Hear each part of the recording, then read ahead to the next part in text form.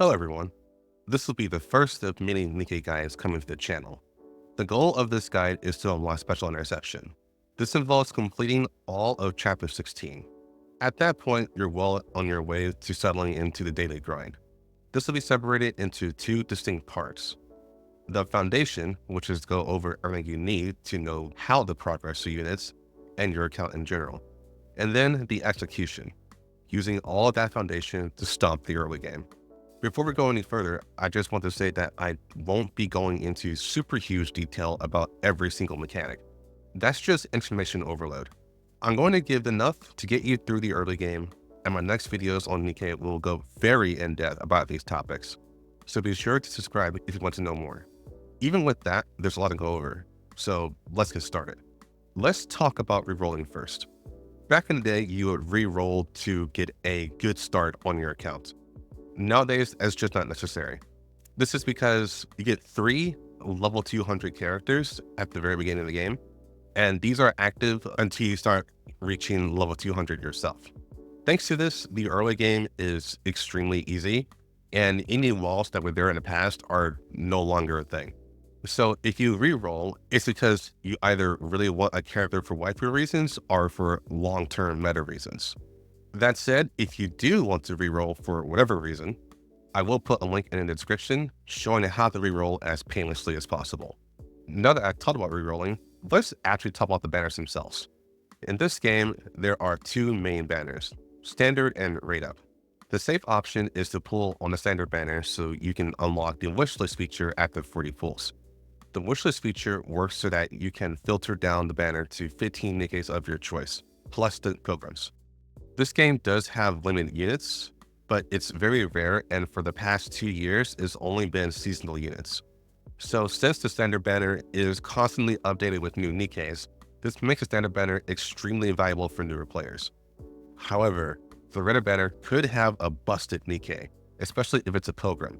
Pilgrim Nikkes are often the strongest units in the game, and they have a much lower chance of being pulled as a result.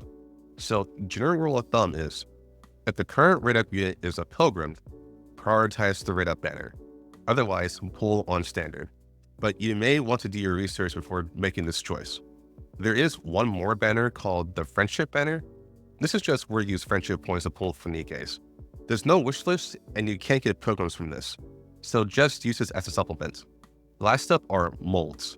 There's different types of molds, but generally speaking, they give you a 40 to 60% chance to get an SSR. You need 50 of these to do a pull. These are pretty valuable even for veterans. You can buy standard molds at the shop with body points, which is currency you get from getting duplicates on your pulls. With banners and molds out of the way, let's get into building your account. You mainly do this through the Outpost. The Outpost contains the idle portion of the game that gives you your resources. So this is an area you will interact with every time you log in. The main things here are Outpost Defense, Dispatching, and Tactics Academy. Every day you want to log in and click on Outpost Defense. This is where you will get most of your resources because it builds up over the course of 24 hours. There's an option next to it called Wipeout, and this just gives you a small burst of those resources. Wipeout is free for the first time you do it for that day, so you want to do this every day as well. Dispatching can be found on their bulletin board at the Outpost. This is pretty simple. You just send Nikkes to gather resources. You can reroll for what you want, but this costs gems, so I don't recommend it. If you can't do all dispatches at the beginning, don't worry about that. You eventually will once you get enough Nikkes. In the Outpost, there's a building called the Tactics Academy. This is basically a building you invest into to unlock a bunch of benefits for your account. This will require you to build your outpost into a practical city. For this, you will need blueprints, which are items you'll pick up during the campaign. This will be a pretty big money sink, but this is just a one-time upgrade process. All the benefits here are permanent, and you should work on getting everything unlocked. Through this, you'll unlock favorite items, more rewards for dispatches, better draws for beating Interception, and a lot more. So let's now move away from the Outpost and talk about one of the most important things in the game, your combat power. Anything that boosts your combat power is a thing you want to take advantage of. There are 5 primary mechanics to boost your Nikke's combat power: levels, skills, gear, collection items, and bonds. We're going to talk about levels first, and this will be the largest section because there's a lot going on here. Levels will be your primary way of strengthening your Nikkes, but as a limiter, it's very resource intensive. It requires credits, battle data, and core dust. Out of the three, core dust will be your main limiter, especially once you start getting to the triple digits. As a result, you want to get all the core dust you can. So you'll often get these cases with numbers on it. The H means hour, and all that really means is that the case has a certain amount of hours worth of resources. This is the equivalent of what your outpost gives you over time. So for example, if your outpost is giving you 1,000 credits an hour, then a 1H case will give you 1,000 credits. When you open the case, it will give you what your outpost would give you at that very point. So the best thing to do is to not open these cases and hoard them for as long as you can. If you need to open them, only open as much as you need and nothing further. This is especially so for core dust, since the game is extremely stingy on giving those out. So to reiterate, do not open these cases unless you're stuck and you have no other way to power up units to clear the content you're stuck on. Even then, be very calculated on how many cases you do open. The next thing about levels we need to go over is a synchro device. You will unlock this halfway through chapter 4, and it simplifies the leveling process significantly. Basically, this mechanic allows you to synchronize your entire roster to the 5th highest level Nikke. Since your main squad has 5 Nikkes, it basically means you only need to keep your main squad close together in levels. As long as you add your Nikkes to the synchro device, you're free to use them and swap them whenever you need to. More importantly, your resources only have to go to 5 Nikkes and everyone else will benefit. This is by far the most important mechanic to make use in the game, so do not neglect this. Now that I talked about the synchro device, I can finally go over the level 160 wall. I cannot stress how important this is, because even after all the improvements done for the new player experience, the game still makes no indication that this is incoming. So please, listen carefully and take this to heart. The max level for a Nikke normally is 160. This is until a Nikke hits max limit break, where your level cap raises to 200. So in order to hit that max limit break, you need to get copies of that Nikke 3 times. That means you need 4 copies total. Now the reason why this is important is because of the synchro device. In order for your roster to reach past level 160, you need 5 Nikkes at max limit break. Now here's the problem. Only SSR Nikkes can hit max limit break. SR Nikkes cannot. This means in order to reach this, we have to interact with the gacha system. This is why this is called the level 160 wall. For gacha players who are only used to pulling on limited units, they often come unprepared for this and they can be stuck here for months. But if you keep this in mind from day one, this can be relatively painless. In order to prepare for this, you have to make some sacrifices. Basically, unless you're planning to max limit break a limited unit, this can't be the priority. A duplicate is a 2% power boost each time, so max limit breaking isn't a big power spike anyways. The standard banner is significantly more important because you get mileage points, and then you can use 200 of those points to buy a duplicate of a unit. You can use this to finish off any limit breaks. More importantly, the standard banner reduces the gacha RNG by an extreme amount, since the wishlist filters it down to just 15 Nikkes and you can change this at any time. So here's the general plan. Use your tickets and gems on the standard banner and filter your wishlist to Nikkes you already have on your roster so they can get duplicates. Currently on screen, I'm showing a default wishlist that you can use, but make sure to replace anyone with Nikkes you already have on your account. Once a Nikke hits max limit break, replace that Nikke with someone else. Save up your mileage and use it solely to break past the level 160 wall. For example, if you have 5 Nikkes who only need 1 duplicate to become max limit broken, you should not use a mileage until you have enough to limit break all of them at once, as that's the best way to combat the gacha RNG. If you want to pull on a limited banner because that unit is insanely strong, settle for just 1 copy and nothing else. Lastly, aggressively buy molds at the shop. Also, you can get even more molds by doing Tribe Tower and completing the battle passes.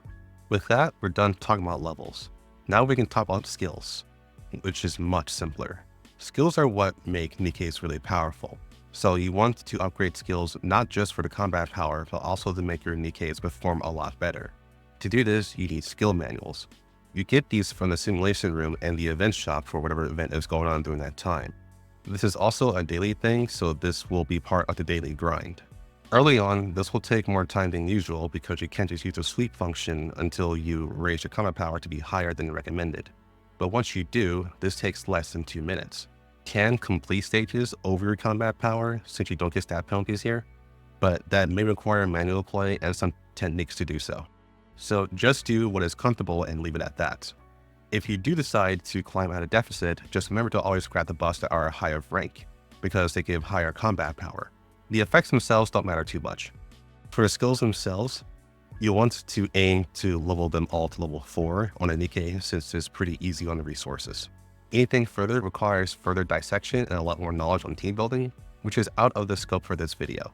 Believe me, I want to talk about it, but I also don't want this to be over an hour, so this will have to do. Now let's go over gear. You will primarily get gear from Interceptions, and I should warn you ahead of time, it's not worth buying equipment from the shops at all. Just do Interceptions. There are several tiers of gear, with the highest being tier 9. Gear are separated by 3 classes: Attacker, Defender, and Supporter. The Nikke has to match the class, and you can check what they are through the unit profile. Don't get too hung up on classes otherwise. Outside of stat allocation, they don't matter too much in the grand scheme of things. You will eventually start getting gear that will provide bonuses to the manufacturer type. There's 5 total: Elysion, Tetra, Missilis, Pilgrim, and Abnormal. Abnormal are specifically for collaboration characters like 2B and A2. The rest you will get frequently the longer you play. For the early game, you won't be seeing tier 9, but you should do your best to not upgrade equipment beforehand, as they will easily be replaced and it's just a waste of resources. You can absorb that upgraded gear into another piece of gear, but the EXP ratio isn't 1-to-1 and it's more credits lost overall. That said, you should equip your team with the highest tier possible, as they make up a very good portion of your combat power.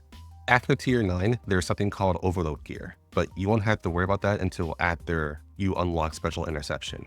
So we'll go over that in depth in another video. Collection items are next in line. Collection items are unlocked through the Tactics Academy, which should happen around chapter 6. There's 3 tiers of collection items: rare, super rare, and favorite. Favorite items are exclusive to a certain Nikke and no one else. As of this video, there are 5 of these, and it isn't quite established how frequent this be updated. But those who have favorite items have been given substantial buffs and reworks, and as a result, they become very relevant to raiding. Those who do not have favorite items have to settle for the standard collection items. For the sake of simplicity, we'll call these dolls, since that's what they are. So these dolls are extremely important since the amount of combat power they give is huge. They also provide extra skills, but they're negligible compared to the sheer amount of combat power they provide.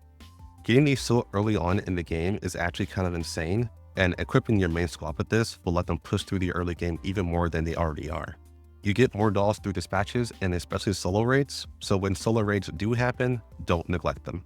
Last up are bond levels, and this is done through advising.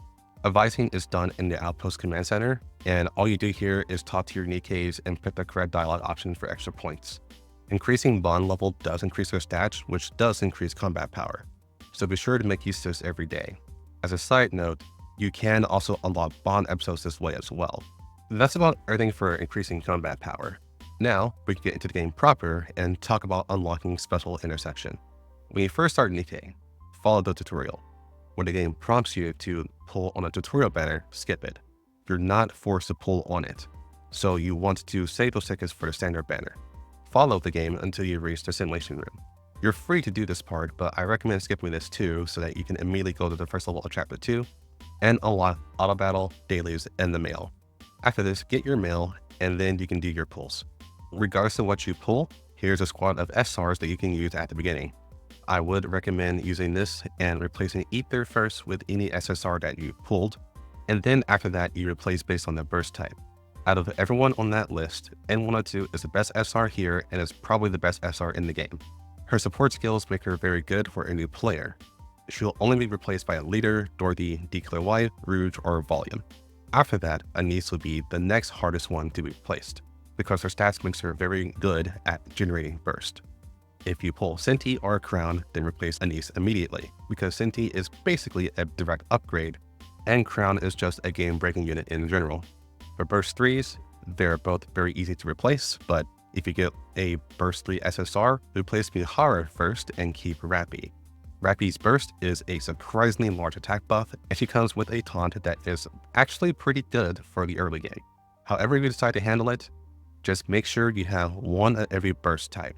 This can get really complicated when you take skills into account, so this isn't completely foolproof, but it should work 90% of the time.